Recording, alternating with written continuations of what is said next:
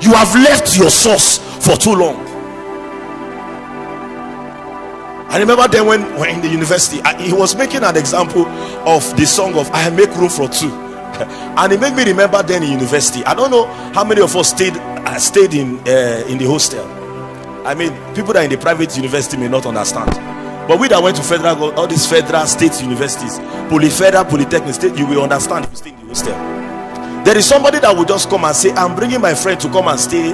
He will squat. We are buying space. He will come and stay space. I remember that time in my 100 level. We were 10 that they allocated room for. At the middle of the semester, we discovered that we were 25. How did we become 25? I was gisting my wife one time. I said there was a time that somebody, his own bed space was the table in the room. So he would just come, and he would just come in the morning and say, I just come, let me just put my head. There is no space for you to sleep. He will say he will rest his head like this and sleep and wake up in the next morning and move on with life.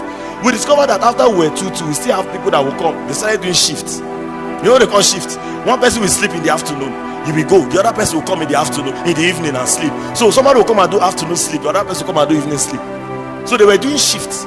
So that is how it is sometimes. See, you say you want to make room for yourself, then now make room for Jesus. Do you know what it means for you to make room for yourself?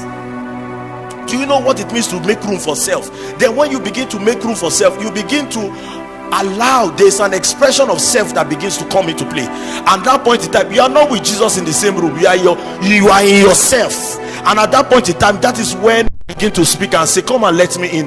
You are the one alone. You are alone. Then you will now open the door for the addiction. It will come in and stay. Before you know it, you begin to, a lot of things begin to come into play. And then that room is now choked up. You now go and meet Jesus and say, Jesus, I beg, this is your room. I think there's a space. I can bring divider. We can divide it. You will stay in this corner.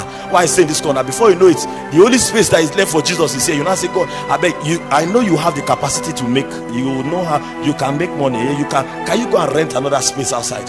We'll be neighbors, don't worry. And before you know it, that is how most people have lost the ordination of God for their lives.